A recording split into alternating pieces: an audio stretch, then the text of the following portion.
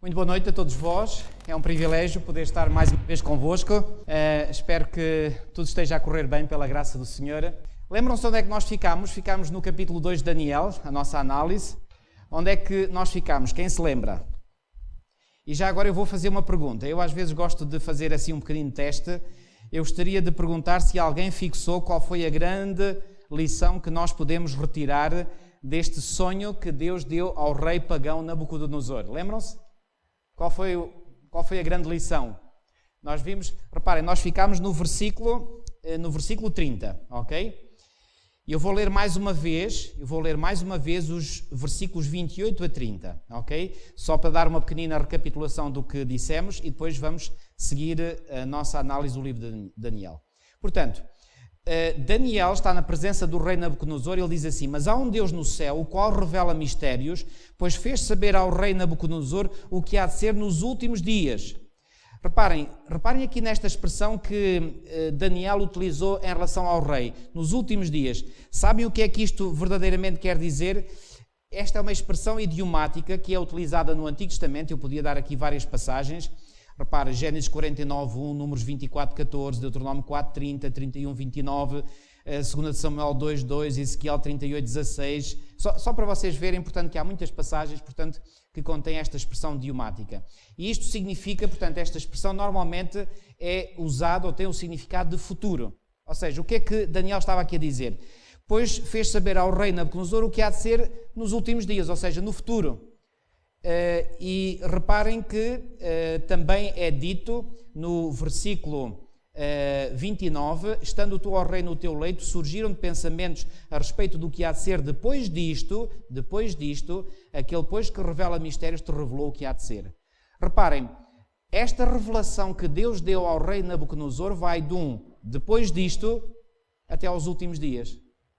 Reparem, o que é que isto significa? Isto significa na prática que esta visão iria desde o depois disto, ou seja, desde aquele momento, logo a seguir ao dia em que a visão era revelada, até aos últimos dias.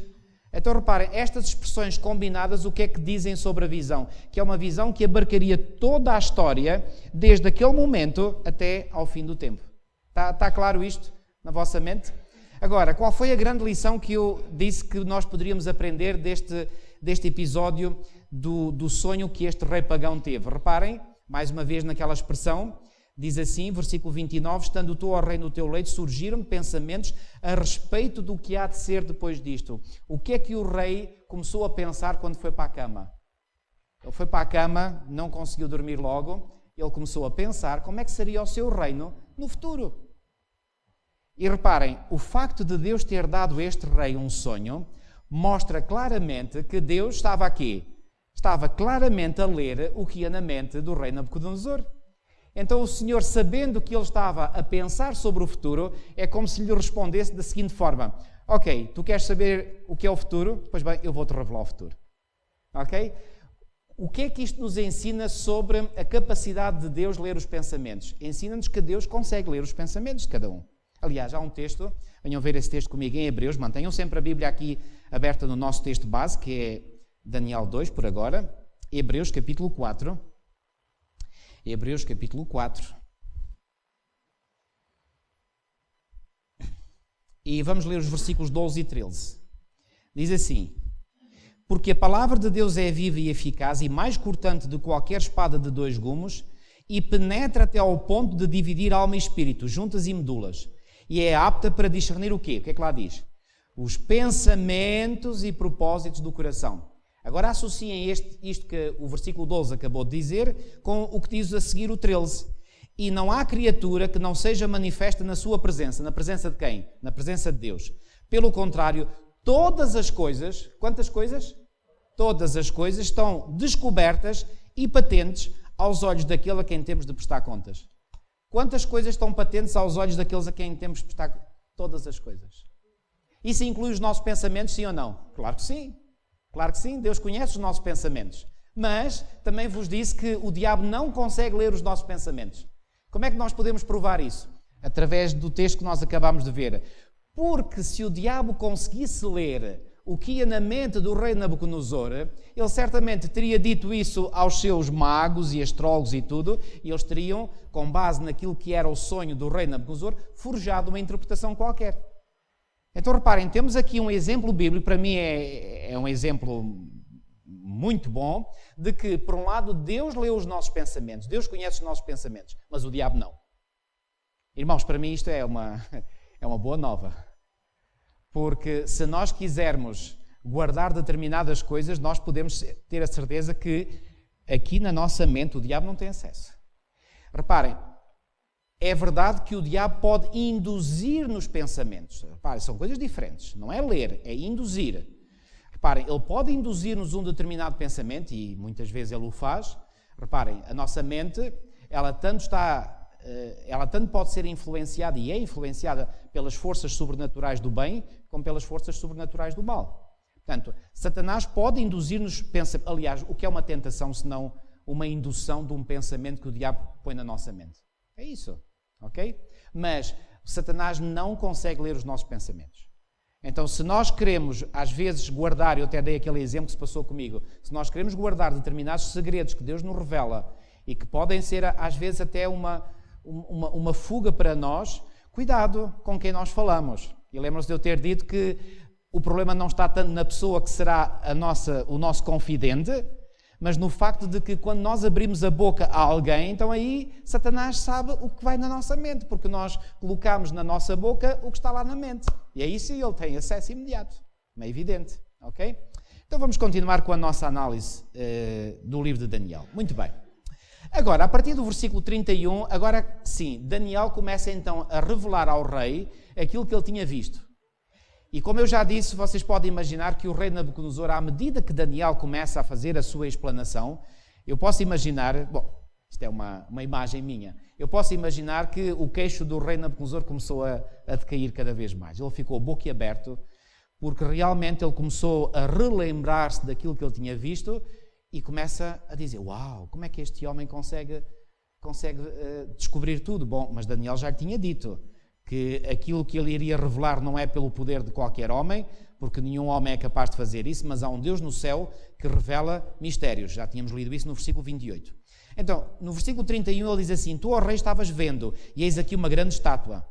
Esta que era imensa e de extraordinário esplendor estava em pé diante de ti, e a sua aparência era terrível. A cabeça era de fino ouro, o peito e os braços de prata, o ventre e os quadris de bronze, as pernas de ferro, os pés em parte de ferro, em parte de barro.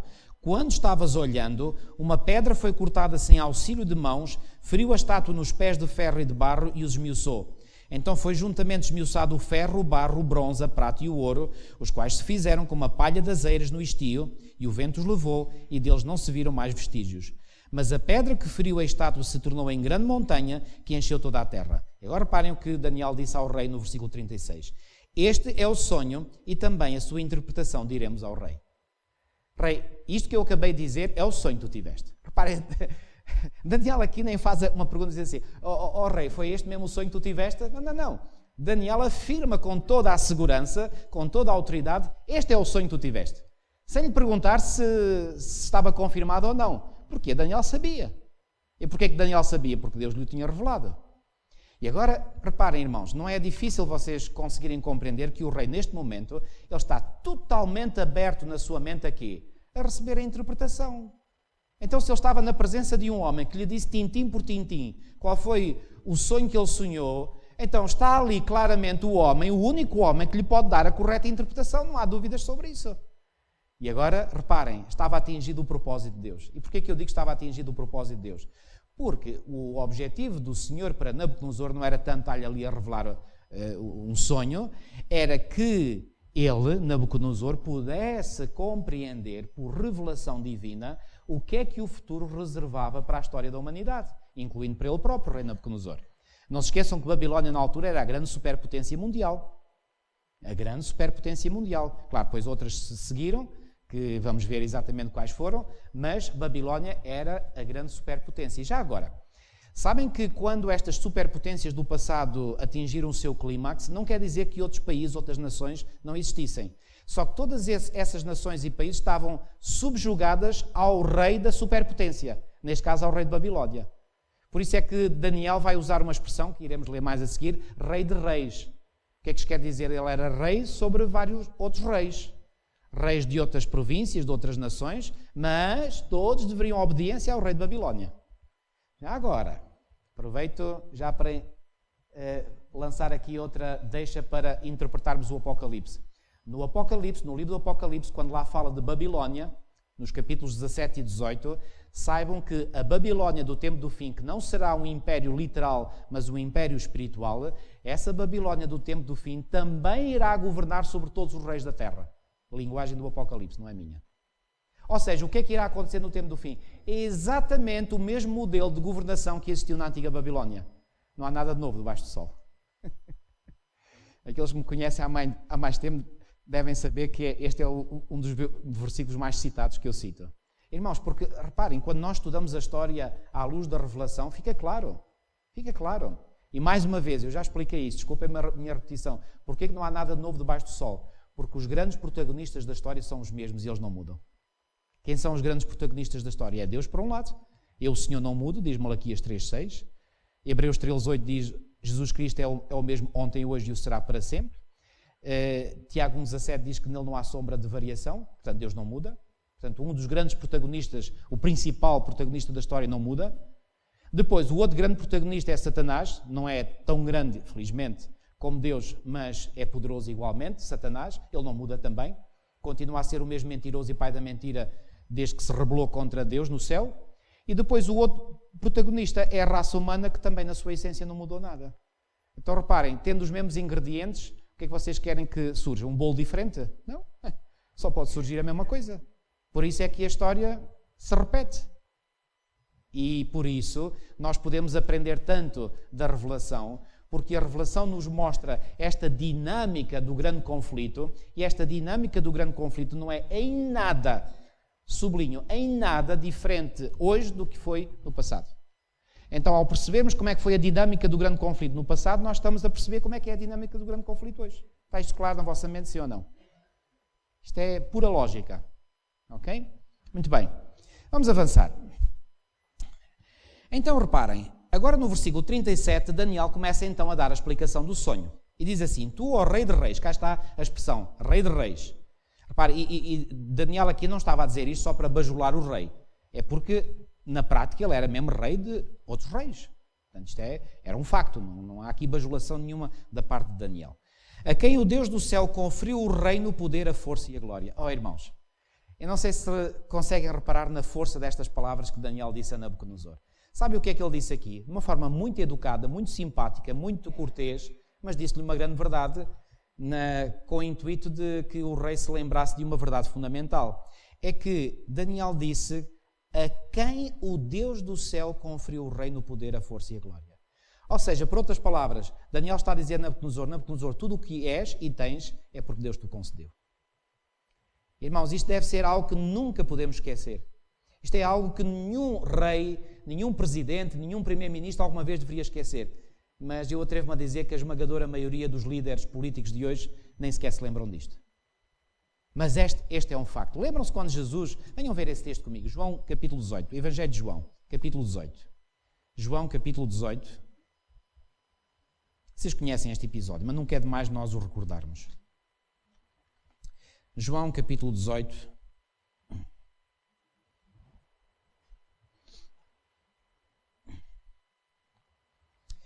Deixem-me ler este episódio a partir do versículo 33, João 18, 33, diz assim, tornou Pilatos a entrar no pretório, chamou Jesus e perguntou-lhe, és tu o rei dos judeus? Reparem, uma pergunta direta. É daquelas perguntas que só se responde sim ou não, não é? Respondeu Jesus, vem de ti mesmo essa pergunta ou tu disseram outros a meu respeito? Irmãos, deixem-me aqui, eu sinto-me obrigado a fazer aqui uma observação. Uma das coisas que eu admiro imenso em Jesus é o facto de que, reparem, Jesus estava constantemente, mas constantemente a ser escrutinado por pessoas que eram inimigos ferozes. Pessoas que o odiavam, e atenção, eu estou a falar em ódio literal, não é figurado. Havia pessoas, e nomeadamente os líderes religiosos daquele tempo, que odiavam Jesus, mas odiavam mesmo. Simplesmente eles sentiam-se muitas vezes manietados Porquê? Porque eles tinham medo do povo e, como sabiam que o povo gostava muito de Jesus, apreciava muito os ensinos de Jesus, eles, de certo modo, tinham receio de fazer alguma coisa que depois pudesse virar o povo contra eles. Era mais isso que eles temiam, porque senão, há quanto tempo eles já não tinham feito o que eles queriam contra Jesus. Lembram-se, por exemplo, isso foi a gota d'água do que Jesus fez e que colocou esses líderes contra Jesus, foi quando Jesus ressuscitou a Lázaro. Sabe o que é que aconteceu? Não sabem? Que eles juntaram-se entre si para matarem a Jesus. E depois decidiram matar o próprio Lázaro. Sabem disso? Okay? Se não sabem, eu vou-vos mostrar os textos que falam disso. Porquê? Porque Jesus estava a fazer algo que punha em causa a autoridade eclesiástica desses líderes. Eles tinham ódio de morte a Jesus. Volto a dizer, era a sério. Então Jesus sabia perfeitamente, e Jesus, claro, ele estava perfeitamente consciente desse facto. E Jesus sabia perfeitamente que ele estava sempre a ser escrutinado. E uma das coisas que eu admiro muito em Jesus é a sua sabedoria para responder de forma a não ser facilmente, ou não poder ser apanhado por eles. Porque eles queriam lançar um laço para ver se conseguiam apanhar a Jesus. Reparem, quando eles vieram, por exemplo, com aquela mulher apanhada em flagrante adultério, eles estavam preocupados com a mulher em si. Qual que? Queriam lá saber da mulher. Não era a mulher a principal preocupação deles. A principal preocupação deles era Jesus. Só que eles queriam usar este caso para ver se lançavam ali uma armadilha a Jesus, da forma como Jesus respondesse, porque eles foram perguntar, olha, senhor, na lei é dito que toda a mulher que seja apanhada de adultério deve ser apedrejada. O que é que tu dizes? O que é que tu dizes? E agora eles estavam com as orelhas todas, com os seus radares ligados para ver o que é que Jesus diria, e consoante aquilo que Jesus diria, eles podiam não apanhar. Vocês dizem, mas como assim? Bom, é que se Jesus dissesse algo que fosse contra a lei de Moisés, eles diziam, tu és contra a lei de Moisés. Mas se por outro lado ele fizesse algo que era a favor da mulher, ou contra a mulher, melhor dito, eles diziam, tu afinal não tens misericórdia nenhuma para com as pessoas, ou seja, desculpem usar aqui uma expressão bem portuguesa, era preso por ter cão, preso por não ter. Estão a ver? Portanto, eles lançavam muitas vezes estes dilemas diante de Jesus para ver se o apanhavam. E aparentemente punham Jesus em xeque-mate. Quer ele agisse de uma maneira, quer de outra, mas Jesus sempre se sabia libertar. E quando Jesus, por exemplo, no caso da mulher, eles o puseram ali entre a espada e a parede, Jesus disse, ok, muito bem. Olha, o primeiro de vocês que não tem pecado pode tirar a primeira pedra. Ups, rabinho entre as pernas e lá vão eles. Acabou a conversa. Não há mais discussão teológica.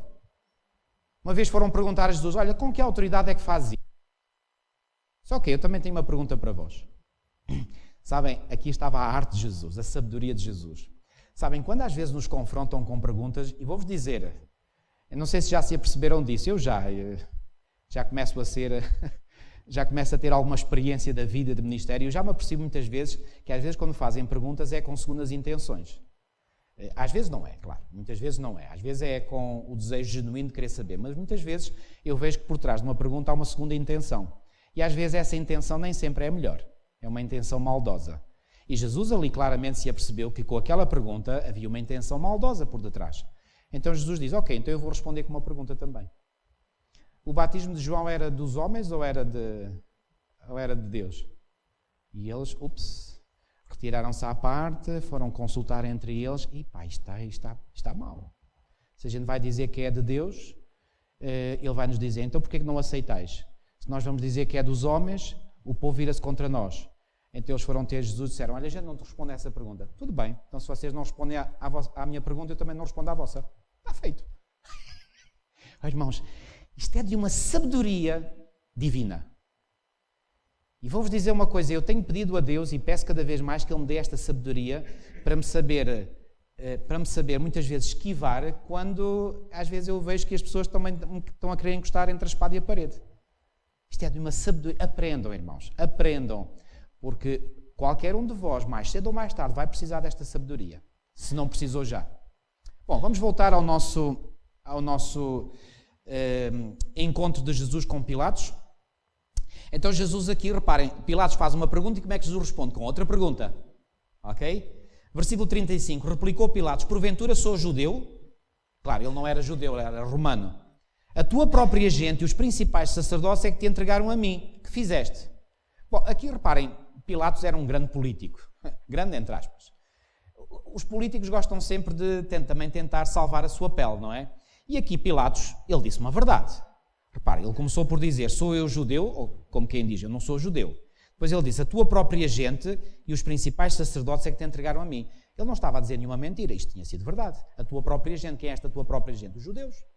E mais, e os principais sacerdotes é que te entregaram a mim. Quem é que esteve por detrás da artimanha para a condenação de Jesus? Os principais sacerdotes, ou seja, os líderes religiosos daquele tempo. Que fizeste? Versículo 36, respondeu Jesus, o meu reino não é deste mundo. Se o meu reino fosse deste mundo, os meus ministros se empenhariam por mim para que não fosse eu entregue aos judeus, mas agora o meu reino não é daqui. E agora reparem quando, então lhe disse Pilatos, versículo 37, logo tu és rei. Reparem, este homem era inteligente. Assim que Jesus disse que o meu reino não é daqui, reparem, quem é que tem um reino? A única pessoa que pode ter um reino é um rei. Então, a partir do momento em que Jesus afirmou que tinha um reino, Pilatos imediatamente depreendeu, e de forma lógica, ok, tu não me respondeste há bocadinho à minha pergunta direta, mas agora com esta conversa que acabaste de dizer, tu estás-me a dizer que logo tu és rei. Estás a falar que tens um reino, só podes ser rei. E agora Jesus diz-lhes assim, respondeu Jesus, tu dizes que sou rei. Reparem na forma sábia como Jesus aqui responde. Jesus não vai dizer eu sou rei porque sabia que isto iria implicar uma condenação sobre ele. Diz, ok, tu é que dizes que eu sou rei. Não fui eu que disse, tu é que disseste. Sabedoria. E agora reparem, eu para isso nasci, para isso vim ao mundo, a fim de dar testemunho da verdade. Todo aquilo que é da verdade ouve a minha voz. E reparem, agora Pilatos vai-lhe fazer esta pergunta, o que é a verdade? Irmãos, deixem-me dizer-vos uma coisa, tantas e tantas pessoas ao longo de séculos e ainda hoje, podemos dizer milhões de pessoas, já fizeram esta mesma pergunta de Pilatos, o que é a verdade? E sabem uma coisa? Pilatos estava em frente da verdade encarnada e estava a perguntar o que é a verdade. E sabem, infelizmente muitas pessoas às vezes, não vou dizer que estão de frente de Jesus em pessoa, mas muitas pessoas às vezes se confrontam com a verdade, estão diante da verdade e mesmo assim se perguntam o que é a verdade. É triste, mas é um facto. E agora repara, tendo dito isto, voltou aos judeus e lhes disse, eu não acho nele crime algum. Aqui ele tinha dito a verdade. E agora no capítulo 19 e no versículo 9 em diante, diz assim, deixa-me ler a partir do 8. Pilatos, ouvindo tal declaração, ainda mais atemorizado ficou. E tornando a entrar no pretório, perguntou a Jesus, de onde és tu? Mas Jesus não lhe deu resposta. Então Pilatos o advertiu. Reparem, o advertiu quer dizer que foi um bocadinho incisivo para com ele, chamou-lhe a atenção. Não me respondes? Não sabes que tenho autoridade para te soltar e autoridade para te crucificar? E agora reparem na resposta de Jesus. Respondeu Jesus, versículo 11, estamos em João 19, 11. Nenhuma autoridade terias sobre mim se de cima não te fosse dada. Por isso, quem me entregou a ti, maior pecado tem. Nenhuma autoridade terias se quê? Se de cima não tivesse sido dada. Qual foi esta grande lição que Jesus ensinou nesta altura a Pilatos? Olha, sim senhora, reparem, Jesus não negou que Pilatos tinha autoridade. Claro que tinha autoridade. Autoridade humana. Ele era o representante do imperador romano nas terras da Palestina. Mas Jesus recordou-lhe uma lição que ele se calhar ou já não se lembrava ou nunca tinha aprendido. Tu tens autoridade, sim, Pilatos. Mas não te esqueças que essa autoridade que tu tens vem de cima. E agora, reparem, à luz do que Jesus diz a Pilatos, vamos outra vez recordar aquilo que Daniel disse a Nabucodonosor. Foi exatamente o mesmo. Ora, venham lá ver. Vamos voltar a Daniel 2.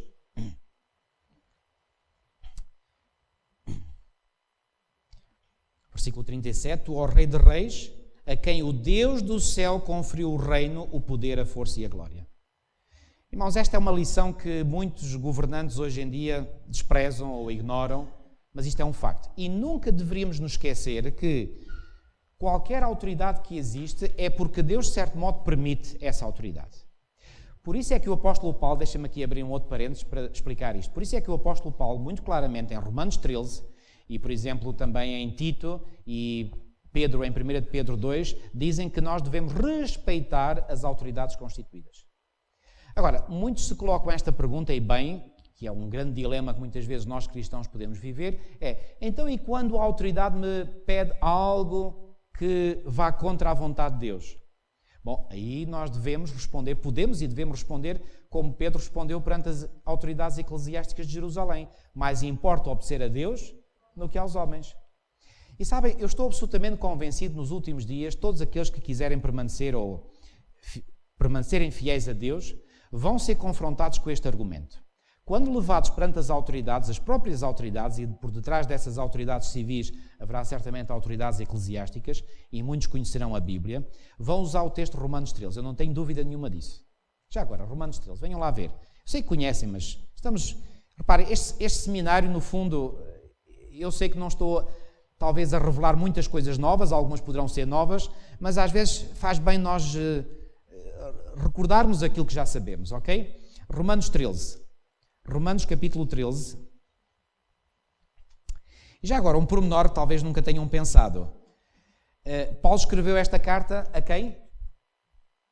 Aos romanos. Quem eram estes romanos a quem Paulo escreveu? Eram os crentes que compunham a igreja que estava aonde? Em Roma. E a Roma era o quê? A capital de quê? Do Império. Ou seja, a própria cidade onde estava o imperador. Então reparem, não é por acaso, acho eu, que Paulo escreveu o que escreveu aqui, que iremos ler, aos romanos.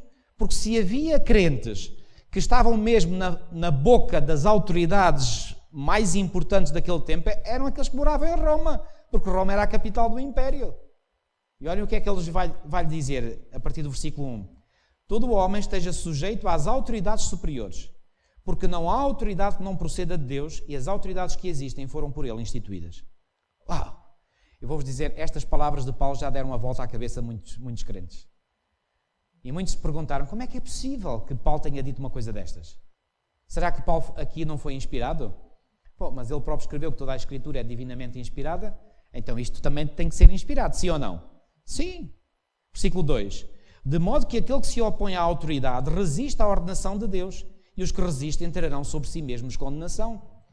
Então reparem, nós cristãos devemos obedecer às autoridades, sim ou não? Sim. Reparem, quando nós somos confrontados aí na rua, por exemplo, uma brigada da polícia, nos mandam parar. É nossa obrigação como cristãos parar e respeitar as autoridades? Claro que sim. Claro que sim. São pessoas investidas de autoridade pela sociedade. Devemos respeitar as autoridades locais, municipais, as autoridades nacionais? Claro que sim. E já agora, irmãos, deixem-me aqui fazer uma chamada de atenção. Em termos religiosos, a maior autoridade que existe no mundo hoje é a autoridade da Igreja Católica Apostólica Romana. Eu digo com todas as letras para que não haja dúvidas na mente de ninguém. A maior autoridade que existe à face da terra, a maior autoridade religiosa, é a autoridade da Igreja Católica Apostólica Romana. Como tal, nós devemos uma certa autoridade, uma certa obediência, mas atenção, não me entendam mal. Essa obediência vai até ao limite em que essa autoridade me peça algo que esteja em conformidade com a vontade de Deus. Se a autoridade eclesiástica... E já agora, sabem que houve um momento na história de Judá em que eles começaram a sentir cada vez mais a ameaça de Babilónia. A ameaça de Babilónia era real. E tanto era real que Babilónia acabou por conquistar Judá.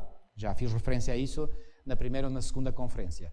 Então reparem, quando eles começaram a sentir-se mais e mais ameaçados pela Babilónia, sabe o que é que eles fizeram? Alguns deles começaram a fazer aliança com o Egito. Para, eventualmente, com a aliança com o Egito, eles escaparem à influência de Babilónia. E o Senhor enviou mensagens através dos seus profetas a dizer, não façam aliança com o Egito. Submetam-se ao rei de Babilónia. Mensagem forte. E olhem que alguns acharam que essas mensagens não podiam provir de Deus. Como é que Deus podia consentir que o povo se sujeitasse a Babilónia? Impossível. Irmãos, não me entendam mal, por favor. Estou numa área muitíssimo sensível. E a área sensível é esta. Nós devemos hoje submeter-nos ao rei de Babilónia. Reparem, quando Daniel e os seus 3 companheiros chegaram a Babilónia, eles não chegaram lá todos inchados e cheios de um espírito de reivindicação. Não. Qual foi a atitude que eles manifestaram para com as autoridades de Babilónia, nomeadamente para com o rei de Babilónia? Um espírito de submissão, de humildade, de tentar levar a água ao seu moinho, sim, como eu já disse, mas com cortesia, com tato, com delicadeza, com pezinhos de lã. Deve ser esse o espírito que nos deve animar a nós. Cuidado. não possamos, não abramos a nossa boca em muitas, devemos dizer o que a Bíblia diz, e reparem, se alguém se opuser àquilo que nós estamos a dizer, se aquilo que nós dizemos está de acordo com assim está escrito, não se opõe a nós, opõe-se ao que está escrito. Mas da nossa parte nunca caiamos naquela presunção de dizermos mal dessa autoridade eclesiástica, a não ser que tenhamos razões válidas para fazermos isso. E quando chegar o momento em que essa autoridade eclesiástica exija de nós algo que se opõe à vontade de Deus, aí sim, com humildade, mas com firmeza, nós devemos dizer: antes importa obedecer a Deus do que aos homens. Mas enquanto esse momento não chegar, em que formos confrontados com algo que viola a nossa consciência e viola os princípios de Deus, nós devemos ser o mais possível obedientes. Já iremos ver no capítulo 3, mas já agora eu avanço com esta ideia, para não perder aqui este raciocínio. Lembram-se que no capítulo 3, que iremos analisar a seguir, os 3 companheiros de Daniel foram chamados a comparecer perante uma grande assembleia que iria acontecer lá numa grande planície que o rei escolheu, onde mandou edificar uma imagem. E eu pergunto, será que os 3 companheiros de Daniel que foram para lá, portanto foram para lá, depois eles foram lançados na fornalha ardente, lembram-se? Eu pergunto, será que os companheiros de Daniel, neste caso, portanto, Ananias, Misael e Azarias, eles sabiam para aquilo que iam? A convocação do rei Nabucodonosor tinha sido claríssima. Portanto, eles não tinham dúvidas nenhumas para onde iam. Para onde é que eles iam? Eu vou atualizar as palavras. Eles foram para uma convocação ecuménica. Eles foram para ir fazer uma adoração religiosa, a adoração de uma estátua. Eles sabiam para o que iam. E a minha pergunta é, porquê que não ficaram em casa? Porquê que foram? Porque não havia pecado, irmãos, em ir com os seus pezinhos até à planície de Dura. Contanto que na sua mente estivesse bem claro que quando lá estivessem, só fariam aquilo que não violasse a sua consciência. Quando chegasse o momento em que lhes pedisse algo que violasse a sua consciência, aí eles paravam. E foi exatamente isso que eles fizeram. Isto para mim ensina-me uma lição enorme. Nós devemos ir até ao ponto em que não violemos nenhum princípio da Sagrada Lei de Deus. Devemos ir até ao ponto em que não violemos a nossa consciência. Quando chegarmos ao limite, aí estancamos ali. Como a burra de Balaão. Lembram-se? Era burra, mas estancou ali. Bom, sabemos porquê. Ou seja, estancar ali, dali não avança mais. Porquê? Mais importa obedecer a Deus do que aos homens. Mas nós vamos, ou devemos ir até ao... E reparem, se os 3 companheiros de Daniel não tivessem ido, que testemunho é que eles teriam dado da sua fé em Deus? Não teriam dado. Então, irmãos, cuidado, porque muitas vezes, sabem que os judeus, uma das razões... Já agora, deixem-me explicar dar aqui uma visão da história do povo de Judá. Sabem que a razão pela qual eles foram levados cativos para a Babilónia, estamos a falar exatamente neste período da história, é que eles tinham misturado tanto, ou melhor, tinham adotado tanto os princípios das nações pagãs, que se tornaram quase como os pagãos, ou piores ainda, em alguns aspectos. Então, por isso, Deus enviou castigos sobre eles, não sei antes ter enviado mensagens de repreensão da parte dele através dos seus profetas, e chamou-lhes a atenção, mas eles não quiseram saber, fizeram ouvidos mocos. Já agora, venham ver uma passagem, convém vermos esta passagem, 2 de Crónicas, capítulo 36, 2 de Crónicas 36,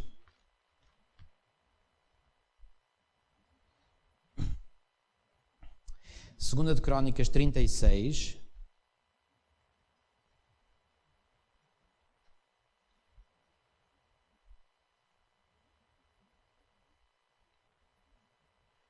versículos 15 e 16.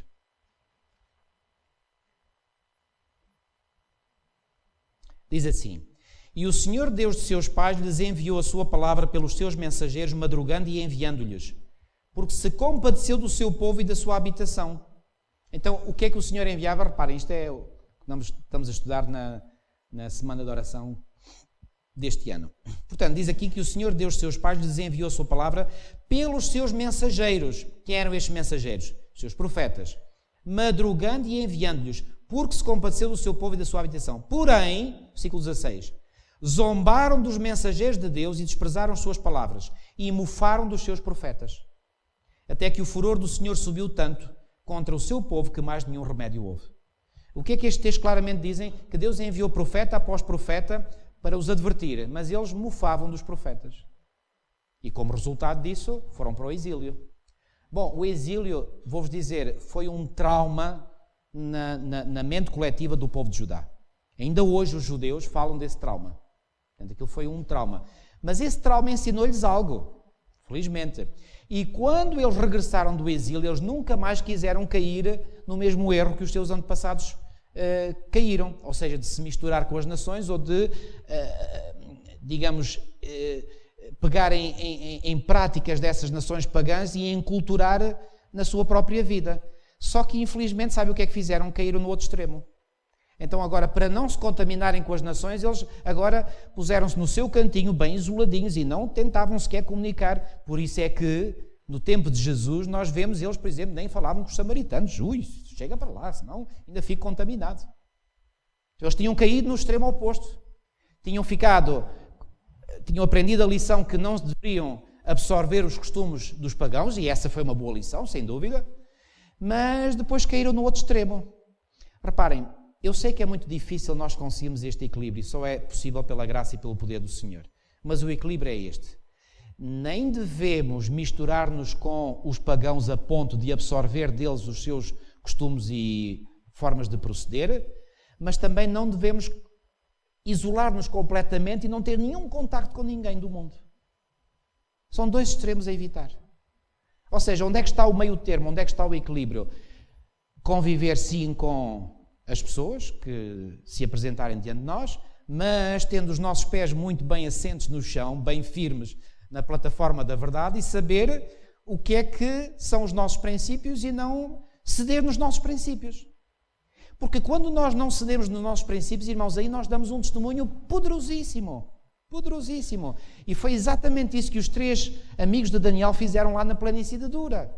Se eles tivessem ficado no seu cantinho lá em casa fechados e tivessem alegado, não, eu não vou lá porque eu não vou para uma celebração ecuménica daquelas. Não, mas eles foram. E ao irem, que testemunho que eles deram. Ficou claro? Muito bem. Vamos voltar a Daniel 2. Então reparem. O profeta Daniel está aqui a falar com Nabucodonosor. Vamos retomar a nossa leitura no versículo 38. E diz assim: a cujas mãos foram entregues os filhos dos homens, onde quer que eles habitem, e os animais do campo e as aves do céu, para que dominasses sobre todos eles, tu és a cabeça de ouro. Então reparem, aqui Daniel está a dizer, olha, tu dominas sobre tudo. Onde quer que habitem os filhos dos homens, os animais do campo, tu és Senhor sobre tudo isso. Mais uma vez, porquê é que ele tinha autoridade sobre tudo isso? Porque Deus lhe tinha dado. E agora reparem, tu és a cabeça de ouro. Eu vou aqui explicar uma coisa que infelizmente tem sido mal interpretado por alguns. Reparem, quando Daniel está a falar com Nabucodonosor, reparem, ele está num diálogo pessoal. Ele está frente a frente de Nabucodonosor, está a falar com ele, e obviamente que vai ter um discurso direto, de pessoa a pessoa. Quando Daniel aqui diz, tu és a cabeça de ouro, esta cabeça de ouro não é, olhem, sublinhe bem, não é, como alguns supõem, a pessoa do rei de Babilónia, ou seja, o próprio Nabucodonosor em si. Embora até pareça que Daniel está a dizer isso. E vocês dirão, mas, pastor, isso é a sua interpretação. Então, vamos continuar a ler. E depois eu vou explicar isto mais em detalhe à frente. Reparem bem, versículo 39. Depois de ti quem? De ti, em princípio, parece que Daniel está a falar, portanto, de Nabucodonosor. Depois de ti se levantará outro quê? O que é que lá diz? Outro rei. Outro reino. E sabem uma coisa? A prova de que Daniel não estava a falar para o rei em si como pessoa, como sendo a cabeça de ouro, é que ele não disse, depois de ti se levantará outro rei. Não, ele disse, depois de ti se levantará outro reino. E vocês dizem, pastor, mas porquê que está com esse preciosismo de linguagem? Muito importante. É que, reparem, a seguir ao rei Nabucodonosor houve mais 2. Sendo o último dos quais aquele que vem descrito no capítulo 5, que iremos analisar mais à frente. Foi o seu neto, o rei Beltesazar. Então reparem, se Daniel estivesse a falar para o rei em si, então Daniel aqui tinha cometido um erro. Porquê? Porque tinha dito que depois de ti se levantará outro, e reparem, Nabucodonosor era rei, ainda se levantaram mais 2 em Babilónia. E só depois é que veio o rei da Medo-Pérsia. Então, Daniel aqui está a falar para o rei, sim, porque está numa relação pessoal, mas é como se estivesse a dizer: tu és a cabeça de ouro, ou seja, tu que és o monarca do Império de Babilónia, tu és a cabeça de ouro, ou seja, o império do qual tu és o monarca, do qual tu és o líder máximo. E depois de ti, ou seja, depois de Babilónia, se levantará outro reino. Porquê é que isto é importante? Porque em profecia bíblica, a palavra rei não significa necessariamente, às vezes, em algumas situações, e temos que analisar contextualmente cada contexto, a palavra rei não significa indivíduos, mas sim reinos, impérios. E se calhar vocês ainda têm alguma dúvida na mente e agora eu vou desfazer essa dúvida toda. Há uma interpretação a circular por aí sobre os 7 reis de Apocalipse 17. Devemos lá chegar quando estudarmos Apocalipse 17. E há uma interpretação que diz que os 7 reis mencionados em Apocalipse 17 são 7 papas que reinaram desde 1929. Pois bem, essa interpretação está ferida de morte à partida, porque reis em profecia não significa indivíduos, mas sim reinos. Ponto final. E, portanto, todos os indivíduos que interpretam aqueles 7 reis como sendo 7 papas, essa interpretação, lamento dizer, reparem, não estou aqui com isto a querer dizer mal de ninguém que sustenta essa interpretação. Essa pessoa até pode ser uma excelente pessoa, um ótimo cristão e já tem o céu garantido, talvez mais do que eu. Isso está fora de questão, não estou a colocar em causa a idoneidade da pessoa, estou a colocar em causa a idoneidade da interpretação que essa pessoa faz sobre os 7 reis do Apocalipse 17.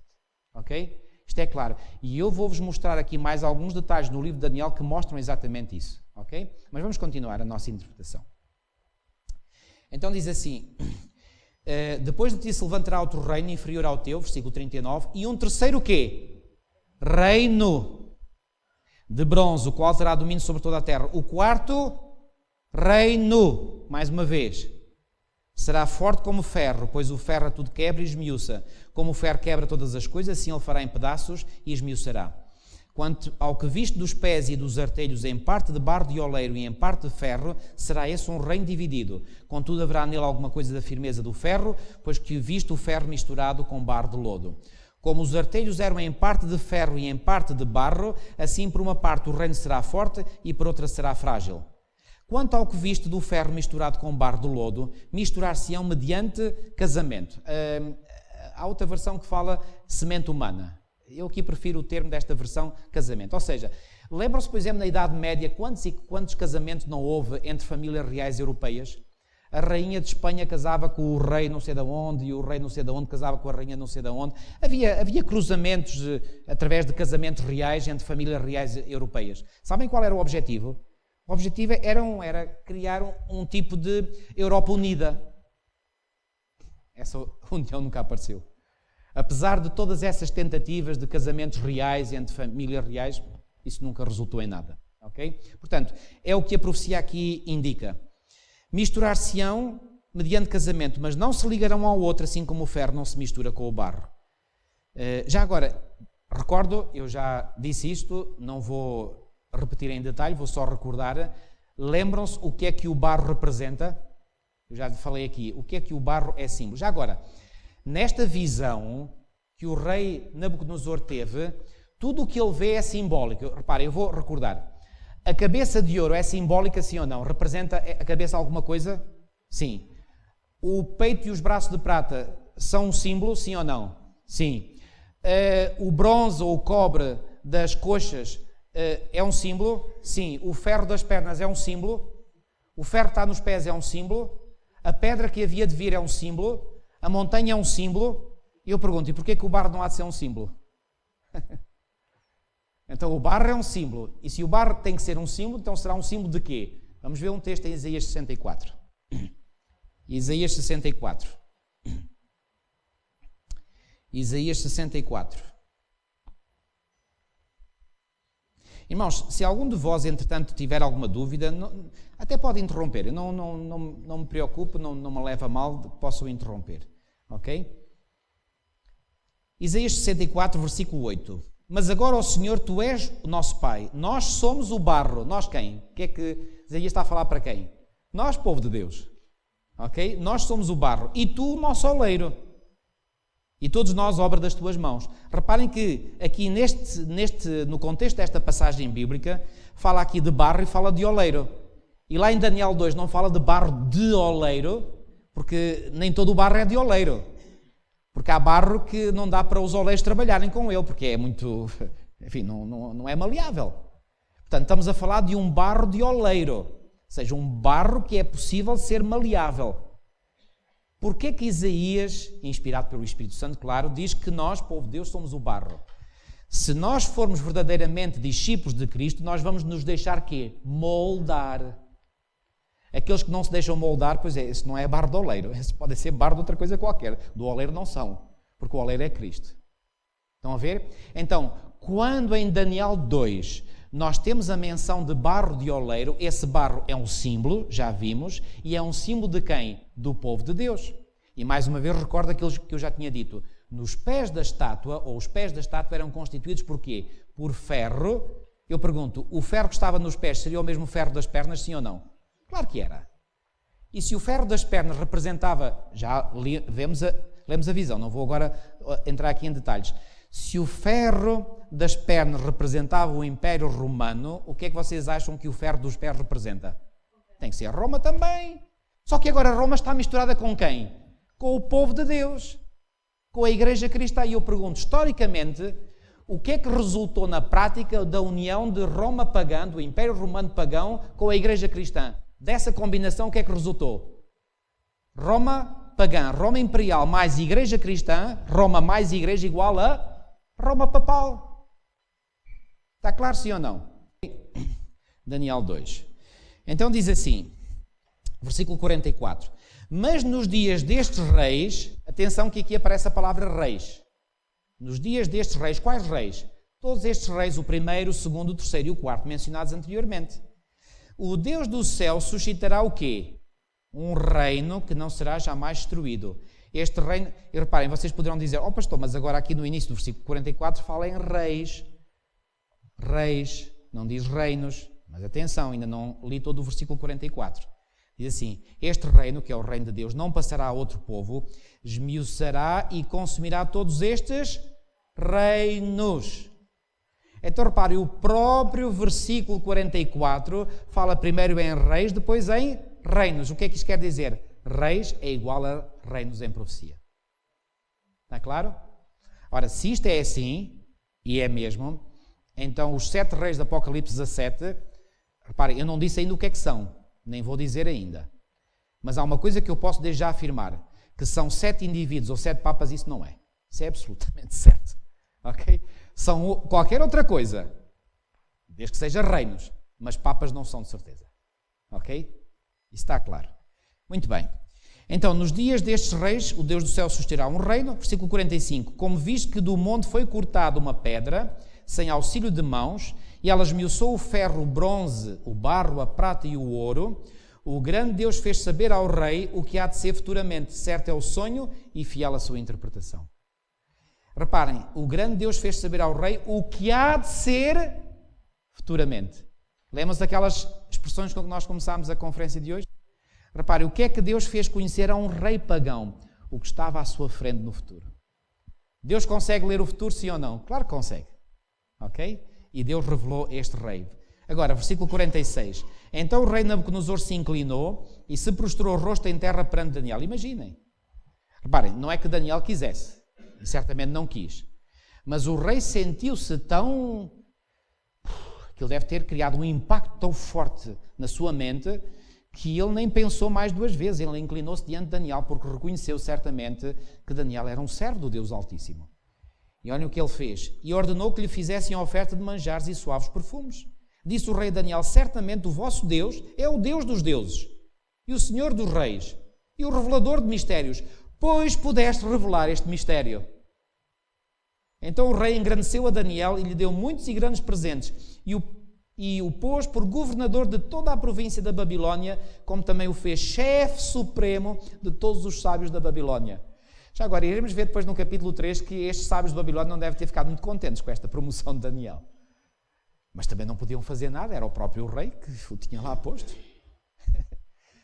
Já agora, A intriga política, a inveja entre dirigentes políticos não é nada dos nossos dias.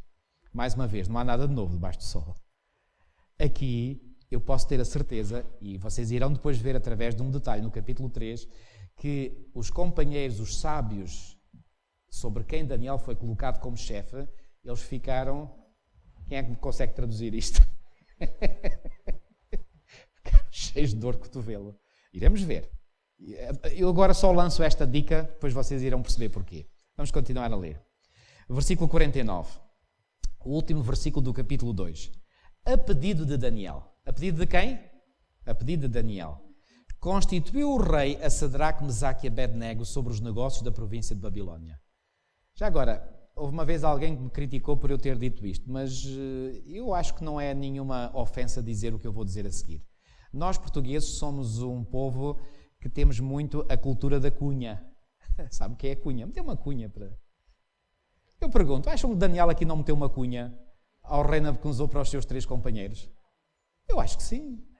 Acham que isto é ofensivo, eu dizer isto? Eu acho que não. E já agora, é errado nós metermos cunhas? Não necessariamente. Portanto, não fiquem muito incomodados por termos esta cultura da cunha, porque Daniel fez isso. E já agora, irmãos, porquê é que acham que Daniel fez isso? E aqui eu vou-vos dizer, isto aqui até me faz arrepiar. Daniel era alguém tão fiel, tão leal, que ele não se esqueceu que aqueles seus companheiros foram amigos dele no momento da crise. Agora, no momento da glória, ele queria partilhar a glória com eles. Isto emociona-me. Daniel sabia valorizar os seus amigos, não só nos momentos de crise, mas nos bons momentos também. E, queridos irmãos e amigos, isto seja uma lição para nós. Quando nós, às vezes, temos amigos que nos ajudam mesmo nos momentos difíceis e partilham connosco das mesmas lágrimas, dos mesmos sofrimentos, das mesmas orações, e depois nós conseguimos, pela graça do Senhor, sair dessa situação difícil, não se esqueçam dessas pessoas. Irmãos, é tão triste vermos que às vezes pessoas, desculpem-me usar esta linguagem, mas eu creio que vocês vão perceber o que eu vou dizer, que se usam das pessoas e quando as pessoas mais não servem, um pontapé e vai-te embora e agora deixa-me fazer a minha vida como eu quero. Isso é criminoso. Isso é absolutamente criminoso, fazer isso.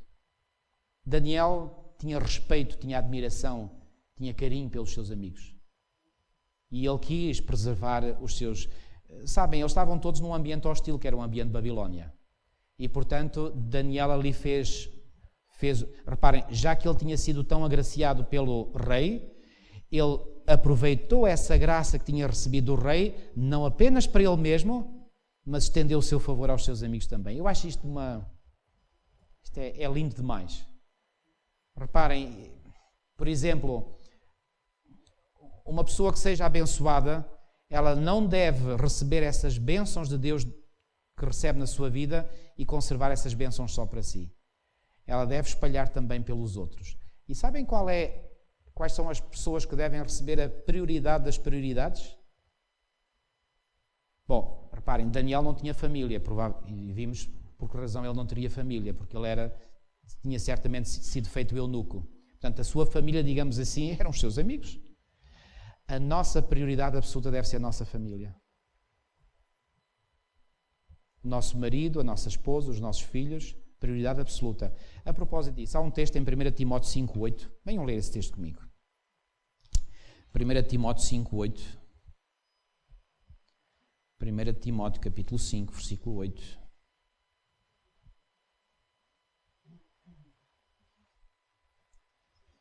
E muita atenção a este texto. Atenção, preparem-se porque o texto é forte. Estão preparados para este embate?